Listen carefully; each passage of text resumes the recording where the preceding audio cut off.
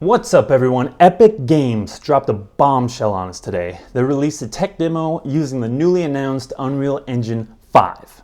The developers in the video stated they wanted to make two major improvements to the engine, and they did. The first one being dynamic global illumination, the second one being virtualizing geometry, and you really have to see the demo to believe it. They explain a few new systems that they've used while implementing the film quality versions of the Quixel assets, which are free by the way, so be sure to pick those up in the marketplace and also in the store on their website.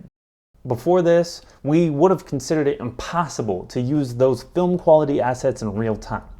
During the course of the demo, the developers also go over spatialized audio, they go over particles reacting with the environment and reacting with light sources, fluid simulations, new animation tools like predictive foot placement and more natural looking body positions.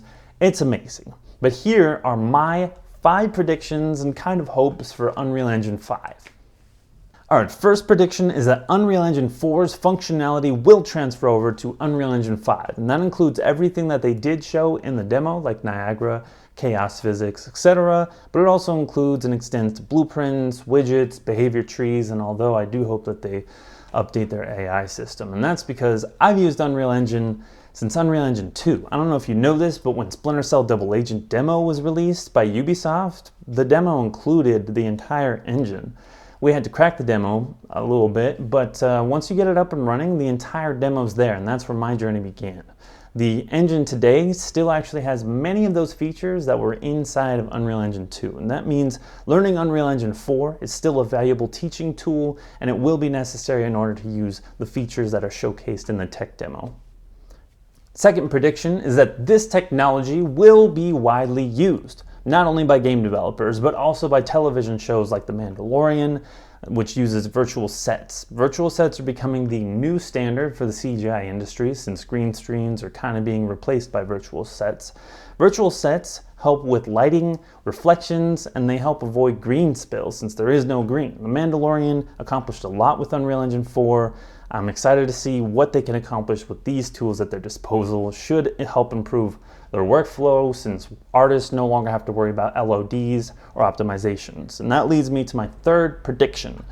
Based off of the demo, LODs might be a thing in the past for AAA games. And it might be a little bold to say, but if they're rendering hundreds of millions of polygons every single frame, then LODs are basically pointless.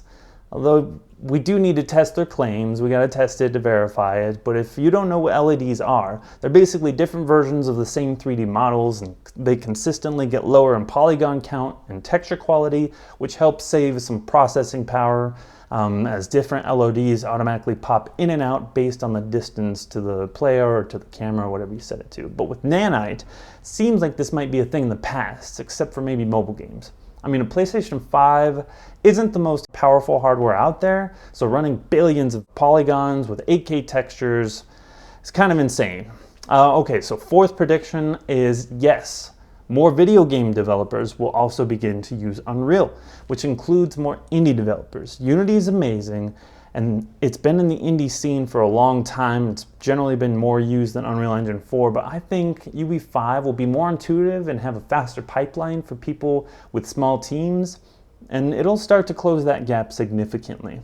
And my fifth and final prediction is that there's never been a better time to get into this field. With inspiring technologies like the ones that are shown in the demo, working from home becoming more and more common, and job growth in the industry just kind of soaring, now is the perfect time to start learning the basics of real-time 3D skills. Obviously, I have to plug my channel, but there's also amazing other channels out there, like the official Unreal Engine YouTube channel, Virtus Learning Hub, Ryan Laley. I could go on and on. I really recommend watching the tech demo. You have to see it to believe it. I'll link it down below. Thank you for checking out this video. If this is the first video that you've seen on my channel, the whole channel is about teaching new game developers that don't know where to begin, the basics of creating a video game using Unreal Engine 4 and eventually Unreal Engine 5. Don't forget to like, comment, and subscribe. I'm here to help you think like a game developer, so stick around for more videos like this.